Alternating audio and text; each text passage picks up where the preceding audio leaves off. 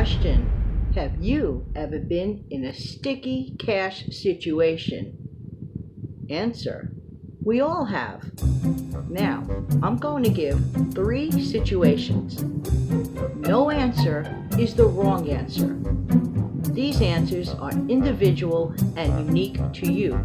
Hey, it's Friday, and after all, I was a teacher. I'll talk about that in a minute.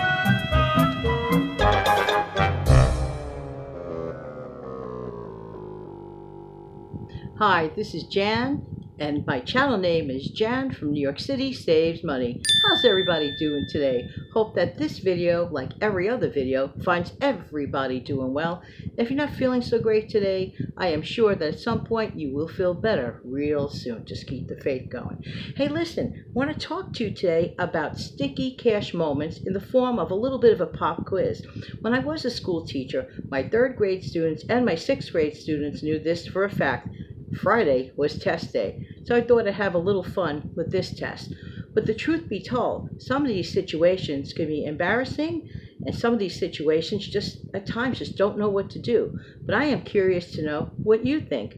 And there are no wrong answers on this quiz, so you don't have to worry about getting a grade. But I am curious to know your feedback. So without further ado, I'm going to come back in a minute and ask some questions. Okay, let's get right to it. Sticky situation number 1. The repeat borrower, the repeat offender. Okay, it's one thing if it's somebody you know, and that's annoying enough too. I mean, let's be honest. But the repeat offender this time is your coworker, okay? And you have to deal with them.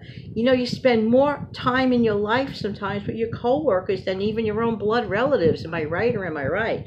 But it could be very, very sticky. So you have that person, even though they pay you back, they continuously tap you on the shoulder again, as if you're like a cash cow or something. What do you do about it? Have you been in a situation like that? Let me know. Remember, there are no wrong answers as to how you handled it in your situation, if you care to reveal it, okay? Okay, so I'll give you a multiple choice on this one. Would you just say no the first time around? Would you limit it to a one-time only situation? Or would you just confront the person? Those are your choices, okay? Okay. When I come back, we're going to go to sticky cash situation number 2.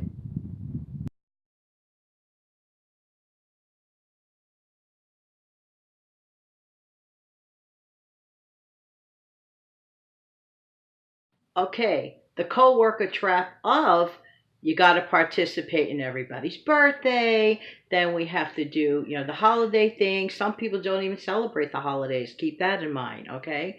And it's like every 5 minutes, somebody's coming up to you for a collection of some sort. What do you do? Especially if you're trying to dig out of debt. What do you do?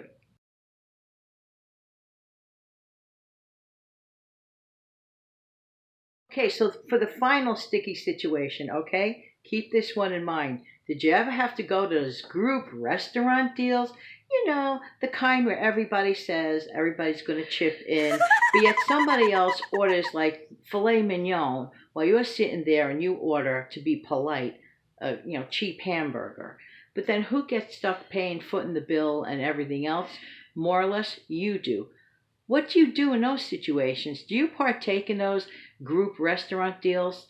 I'm going to come back with every one of my answers after this break.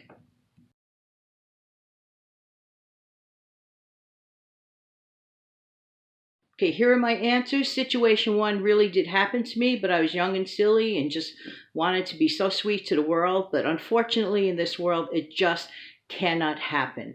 So I learned to decipher right from wrong with financial situations, but I knew inherently it was wrong what that coworker was doing. It was just ridiculous. So finally, one day, I confronted her and finally got it off my chest, and I ended it politely. This person was not my personal friend. Didn't have to do this at all. Okay, sticky situation number two. The never-ending request from coworkers. Oh, it's somebody's birthday. Oh, this, oh, that, oh, this, oh, that. Hey, listen, if you can afford it, terrific, great. I have no issue. But if you're a single parent and you're struggling, and that $10 that you could have used towards groceries for the kids, really, people should lay off. And you have to make yourself clear in a polite way, of course, not rude or disrespectful. Respectfully decline. That's what you should consider doing. I know it's embarrassing, and people might wonder, like, oh, but you just have to prioritize. It's all about priorities. Your kids versus extraneous stuff, your kids win. Okay, so as far as sticky situation number three, the old restaurant Rooney deal, I've been in that situation once. Why once? Because I made darn sure that I would never go through it twice. You know, I love these people that say we'll all chip in, okay? But think about this. Someone else is eating filet mignon. You're trying to be polite. You order cheap spaghetti. Another friend might order a hamburger. And then there's that other one that orders the most expensive thing that restaurant offers. In the interest of fairness, is that really right? No. Not when people are trying to dig out of debt, go home, raise their single parent lifestyle, which was me at that time. So, okay, so I learned my lesson. I says, oh, you're going to be like that about it to these so-called friends, whatever. I says, I still love them. I mean, the human beings I cared about. But let me tell you, they really weren't friends. They were actually co-workers again. Anyway, just saying. So I learned my lesson. I did participate in it. I learned a valuable lesson. And I said, I will never do that group restaurant garbage again. For me, with the people that I knew back then, no, not worth it. Okay, so thanks for participating in this video. No answer that or comment that you leave is wrong. I just outlined for you my particular situation and my reaction, but I am curious to know how other people handle sticky cash situations. And in the meantime, this has been Jasmine, New York City, and Jasmine, New York City saves money is my channel.